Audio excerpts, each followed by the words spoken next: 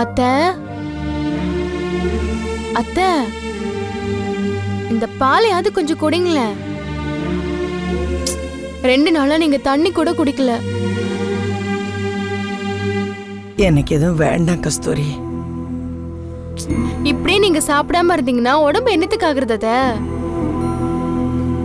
பட்னி கடந்து எனக்கு பழக்கம்தான். நீ போய் ஏதாவது சாப்பிடு கஸ்தூரி. யாருமே எதுவும் சாப்பிடல. நீங்க இப்படி இருக்கும்போது நாங்க எப்படி சாப்பிட முடியும்?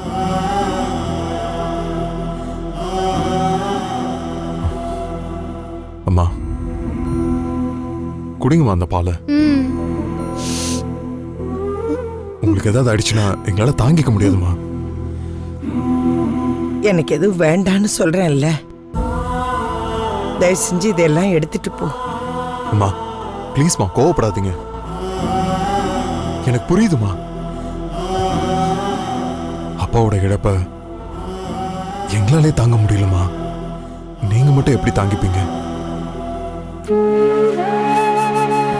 உங்க நிலைமை எனக்கும் புரியுதுமா. அப்பா இல்லைங்கிறத என்னாலே நினைச்சு பார்க்க முடியலமா. உங்களுக்கு அதிர்ச்சியாதாமா இருக்கும். இல்ல விநாயகம்,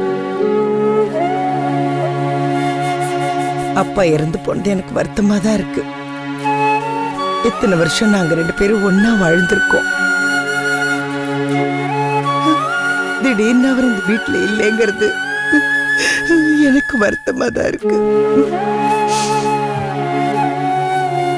எல்லாத்தையும் சரி பண்ணதானே வேணும். நான் உங்களை நினைச்சுதான் பயந்தம்மா. அப்பாவை சார்ந்தே வாழ்ந்துட்டீங்க. அப்பா இல்லாம நீங்க என்ன ஆவீங்களோன்னு நினைச்சேன். உங்களுக்கு வேற என்னம்மா வருத்தம்? ஏங்க உங்களுக்கு என்னமா புரியல? உங்க அம்மா பத்ராவை எவ்வளவு நம்பினாங்க. பத்ரா செஞ்ச காரியம் நமக்கெல்லாம் பிடிக்காதப்போ உங்க அம்மா மட்டும்தான் அவளுக்கு சப்போர்ட் பண்ணாங்க. இன்னைக்கு நம்ம மாமா இறந்ததுக்கு காரணம் பத்ரா தான். அத அத்தையால ஏத்துக்க முடியல. அதான் அவங்களுக்கு வருத்தமா இருக்கு. இல்ல கஸ்தூரி, நீ நினைக்கிறது தப்பு. நீ சொன்னிய விநாயகம், நானும் அவரும் இத்தனை வருஷம் சேர்ந்து வாழ்ந்தோன்னு. அதனால அவர் எழுந்து நிக்கிறது எனக்கு கஷ்டமா இருக்குன்னு. நாங்க வாழ்ந்து முடிச்சவங்க. ஆனா வாழ வேண்டியவங்கெல்லாம் தனியா பிரிஞ்சு போய் நிக்கிறாங்களே.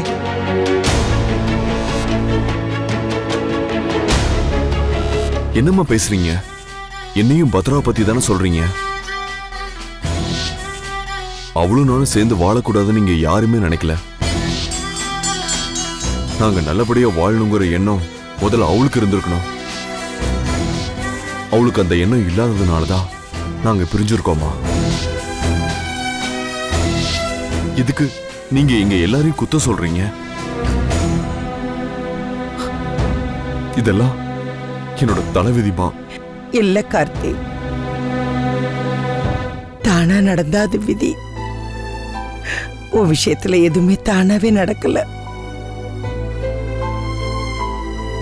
யாரோ ஆட்டி வைக்கிறாங்க, நீங்க ஆடுறீங்க. அம்மா, அப்பா இறந்து போனதை விட உங்களுக்கு அவ பெரிய ஆள் ஆயிட்டால. இது உமாக்காக்கு தெரிஞ்சா ரொம்ப வருத்தப்படுவாங்கம்மா. கார்த்தி, உன்கிட்ட இப்போதைக்கு என்னால எதுவுமே சொல்ல முடியாது. யார் பேச்சையும் கேட்கிற மனநிலைமையில நீயும் இல்ல. அத்தை, அவர் என்ன சொல்ல வராருன்னா, எனக்கு எல்லாம் புரியுது கஸ்தூரி. உமா எங்க? அவங்க ரூம்ல தான் இருக்காங்க. இன்னைக்கு நாள் முழுக்க வெளியே வரவே இல்ல. மாமாவை நினைச்சு ஃபீல் பண்ணிட்டு இருக்காங்க. எனக்கு அவகிட்ட கொஞ்சம் பேசணும். போய் பேசுங்க போங்க.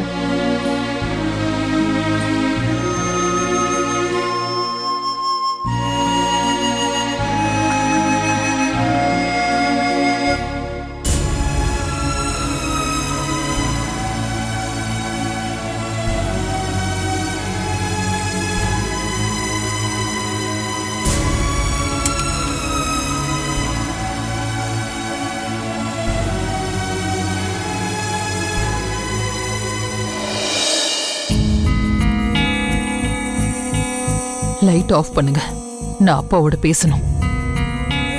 அப்பா கிட்ட அப்புறம் பேசலாம் உமா. இப்ப முதல்ல நான் உங்ககிட்ட பேசணும். உமா, உன் வாழ்க்கையில இவ்வளவு நடந்து போச்சு, ஆனாலும் நீ உன்னை இன்னும் மாத்திக்கவே இல்லை. என்ன பாக்குற, நீ இன்னும் மாறவே இல்லை. தப்பு செஞ்சுட்டு அந்த பழிய யாரோ ஒருத்தர் மேல போடுற குணத்தை நீ இன்னும் மாத்திக்கவே இல்லை. அம்மா, நீங்க என்ன சொல்ல வரீங்கங்கறத நேரடியா சொல்லுங்க. உன் மனசாட்சியை தொட்டு சொல்லுவோமா? அப்பா இறந்து போனதுக்கு காரணம் பத்ராவா? வேற யாரு? நீதான் உமா.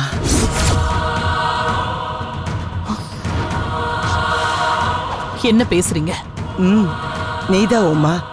உங்க அப்பா இறந்து போனதுக்கு காரணம் உன்னுடைய பிடிவாதமும் உன்னுடைய திமிரும். போது, நிறுத்துங்க.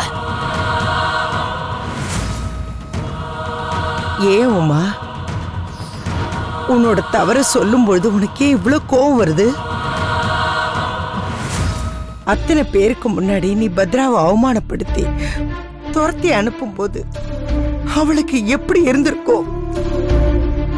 அவ பண்ணது தப்பு, அதுக்கான தண்டனை தான் இன்னைக்கு அவளுக்கு கிடைச்சிருக்கு. அப்படி என்ன உமா தப்பு பண்ணா? உங்க அப்பாவை அரெஸ்ட் பண்ண வந்தா, அவ்வளவுதானே? ஏன் உங்க அப்பா சட்டத்துக்கு முன்னாடி நிக்க கூடாதா? புனிதனா என்ன? எனக்கு என்னோட அப்பா தான் புனிதர். சொல்ல போனா அதுக்கும் மேல. ஆஃப்டர் ஆல் இந்த பத்ராவுக்கு நீங்க சப்போர்ட் பண்றது சரியில்லை. அப்பா இதையெல்லாம் பார்த்துட்டு தாமா இருக்காரு. பார்க்கட்டும், நான் சொன்னதை நல்லா அவர் கேட்கட்டும். அவர் கேட்கணும்னு தான் நான் ஆசைப்படுறேன். உங்க அப்பா அவர் பார்த்த நீதிபதி வேலையில ஒழுக்கமா நேர்மையா நடந்துகிட்டாரு. அத நான் இல்லைன்னு சொல்ல மாட்டேன். ஆனா உனக்காக அவர் சட்டத்தையே வளைச்சாரு. அது உனக்கு தெரியுமா? அப்பவே அவர் சட்டத்துக்கு முன்னாடி நின்னு இருக்கணும். காலம் அவர் பக்கம் இருந்தது. ஆனா இன்னைக்கு அந்த காலம் அவருக்கு எதிராக பத்ராவை உருவாக்கி இருக்கு. பத்ராவாலதான் உங்க அப்பா இறந்து போனார்னு நீ எல்லாரையும் நம்ப வச்சிருக்க. ஆனா பத்ராவோட புருஷன் கார்த்தி அவனை கூட அவளுக்கு எதிராக திருப்பின. நான் சொல்றேன் உமா, பத்ராவால உங்க அப்பா இறந்து போகல. உங்க அப்பாவால உண்மையை நேருக்கு நேர சந்திக்க முடியல. அவரோட கோழைத்தனமும் சுய கௌரவமும் தான் அவரை கொண்டு இருக்கு. நிறுத்துங்கம்மா. இனி ஒரு வார்த்தை அப்பாவை பத்தி நீங்க பேசுனீங்க, அவ்வளவுதான்.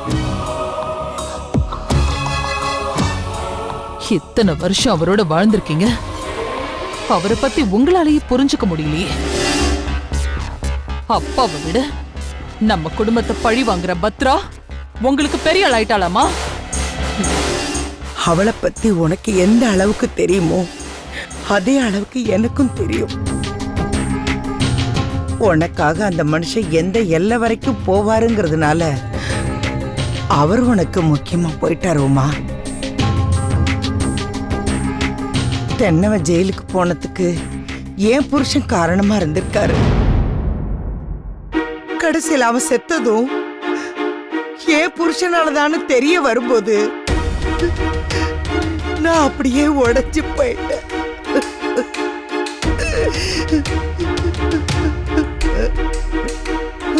அந்த நிமிஷத்துல இருந்து நான் அழுததெல்லாம் இப்படி ஒரு பாதகமான வேலை செஞ்ச ஒரு மனுஷனோட நான் வாழ்ந்திருக்கேனே நினைச்சுதான் எனக்கு பெருக்கிற பயம்லாம் நீயும் அப்படியே உங்க அப்பா மாதிரியே மாறிடுவியோன்னு தான். வேண்டாம் உமா, உங்க அப்பாவோட முடிவை பார்த்தேல்ல. கௌரவமும் சுயநலமும் உள்ள உங்களுடைய மரணம் இப்படிதான் இருக்கும். நீ மாறணும் உமா. அப்பா அவருடைய முடிவுல எனக்கு ஒரு பாடம் கத்து கொடுத்திருக்காருமா. என்ன பாடம் தெரியுமா? கௌரவத்துக்காக உயிரையே கொடுக்கலாம் அப்படின்னு சொல்லி கொடுத்ததே அவர்தான். அப்படிதான் வாழ்ந்துட்டு போயிருக்காரு. அவரோட பொண்ணுனா நான் ஏன் மாறணும்?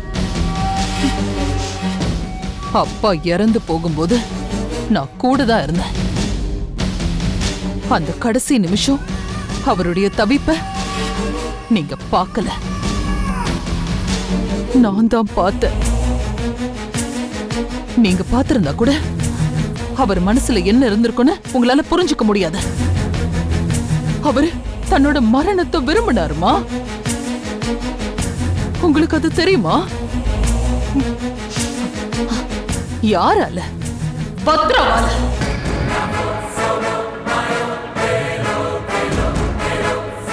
நம்ம குடும்ப கௌரவத்தை காப்பாத்துறதுக்காக அவர் இறந்து போயிருக்காருன்னு உங்களுக்கு புரியவே இல்லையாமா? அவர் இறந்தது அவருக்கு கிடைச்ச விடுதலை. உங்களையெல்லாம் பொறுத்த வரைக்கும் அப்பா இறந்துட்டாரு. ஆனா எனக்கு என் அப்பா என் கூட தான் இருக்காரு. நான் என்ன செய்ய போறேன்னு அவர் பார்த்துக்கிட்டே இருக்காரு. எனக்கு என் அப்பா தான் முக்கியம். யார் சொன்னாலும் சரி, அந்த கடவுளே வந்து சொன்னாலும் சரி, என் அப்பா என்ன சொல்றாரோ அதைத்தான் நான் கேட்பேன்.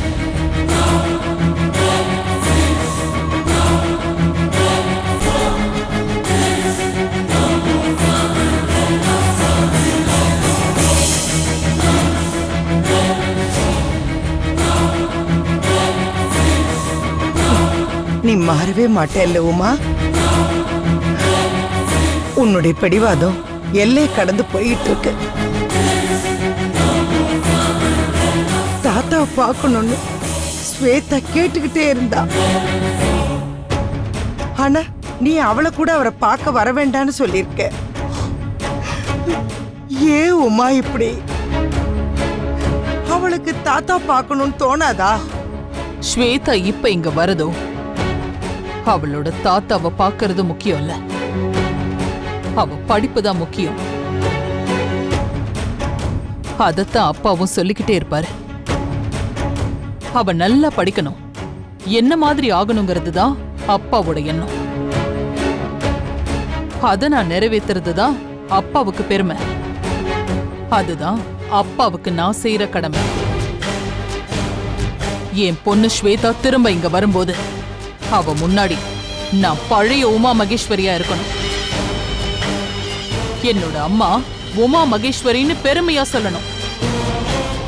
அதுக்கு திரும்பவும் என்னோட பதவிக்கு நான் வரணும்.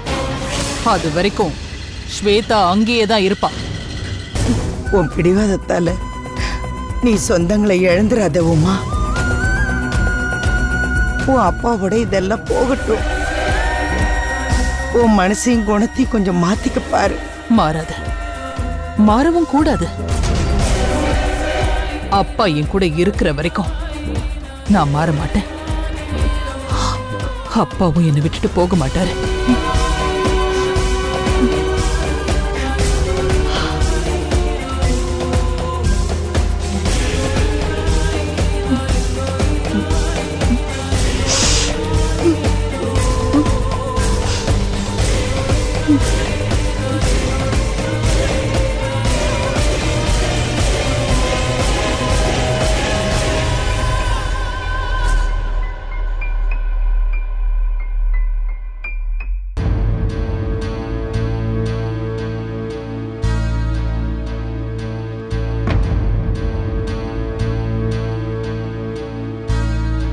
பத்ரா,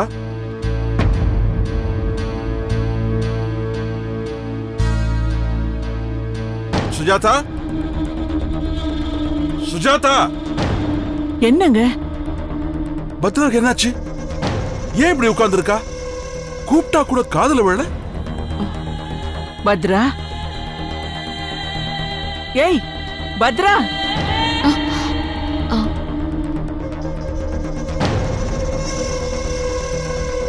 என்ன பத்ரா, அப்பா உன்னை கூப்பிட்டுட்டே இருக்காரு, நீ அதை கூட கவனிக்காம என்ன யோசனை பண்ணிட்டு இருக்க? ஒன்றும் இல்லைம்மா, ஏதோ ஞாபகமா இருந்துச்சு. டியூட்டிக்கு போலியா பத்ரா? என்ன நடந்தாலும் யூனிஃபார்ம் மாட்டினா நீ உற்சாகமாயிடுவியே, ஏன் இப்படி? இன்னைக்கு ஏமா ஏதோ பறி கொடுத்த மாதிரியே இருக்கே நீ? ஆமாப்பா, உண்மையிலேயே எதையோ எழுந்த மாதிரி தான் இருக்கேன்.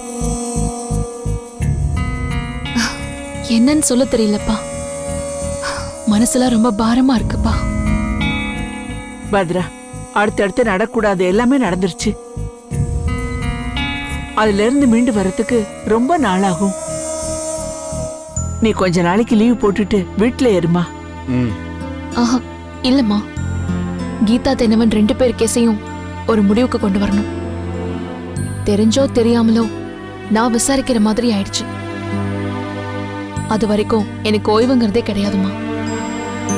பத்ரா, அம்மா சொல்றேன்னு கோவப்படாத. இவ்வளவு நடந்து போச்சு. உன் மாமனார் வீட்டுல உன் மேல எல்லாருமே இப்ப கோவமா இருக்காங்க. இந்த நேரத்துல விடாப்புடியா நீ இந்த கேஸ விசாரிக்கிறேன்னு சொன்னா சரியா வருமா பத்ரா? நான் தேடி போலமா, என்கிட்ட தானா வந்த கேஸ் இதெல்லாம். அநியாயமா நடந்திருக்குன்னு தெரிஞ்சும் எப்படிமா அமைதியா இருக்க முடியும்? அது சுயநல ஆகாதா? காசி விஸ்வநாதன் கொலை செஞ்சது உண்மை. அதை நான் நிரூபிக்க வேண்டிய இடத்துல இருக்கேன். வெறும் கடமை மட்டும் இல்ல, இப்ப கட்டாயமாவும் ஆயிடுச்சு. என்ன ஆனாலும் சரி, இந்த ஆட்டத்தை தொடங்கியாச்சு. நான் தான் முடிக்கணும்.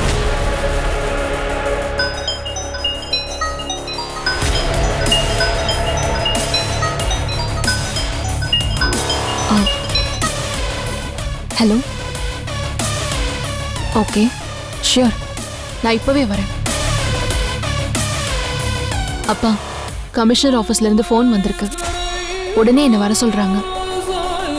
கமிஷனரை நான் மீட் பண்ணணுமா? நான் போயிட்டு வந்துடுறேன்ப்பா. நான் கூட வரட்டுமா பத்ரா? கமிஷனர் ஆபீஸ் வரைக்கும்? இது என்னப்பா புது பழக்கம்?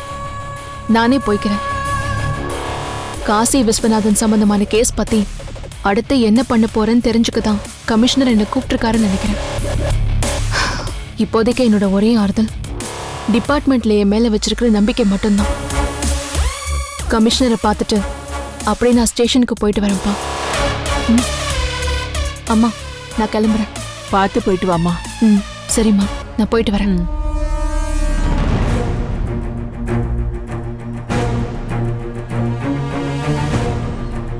வரேன்ப்பா.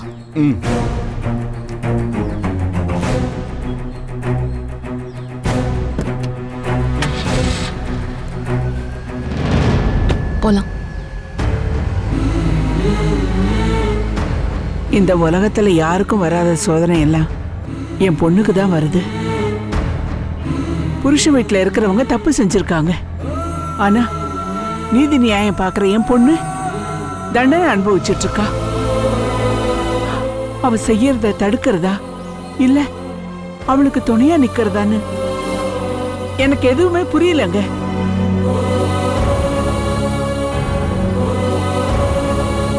எனக்கு ஆரம்பத்துல இந்த குழப்பம் இருந்ததுதான் சுஜாதா. நியாய அநியாயம் பார்க்காத இந்த உலகத்துல என் பொண்ணு மாதிரியானவங்க தான் தேவை. அதனால தான் நான் அவளுக்கு எப்பவும் உறுதுணையா இருக்கிறதுன்னு முடிவு பண்ணிட்டேன் சுஜாதா. அவ எந்த முடிவு எடுத்தாலும் அது சரியாத்தான் இருக்கும். நீங்க உங்க பொண்ணா மட்டும் பத்ராவை பாக்குறீங்க. ஆனா நான் இன்னொரு வீட்டுக்கு போயிட்ட மருமகளா அவளை பாக்குறேன். அதனாலதான் என்ன மாதிரி உங்களால யோசிக்க முடியலங்க.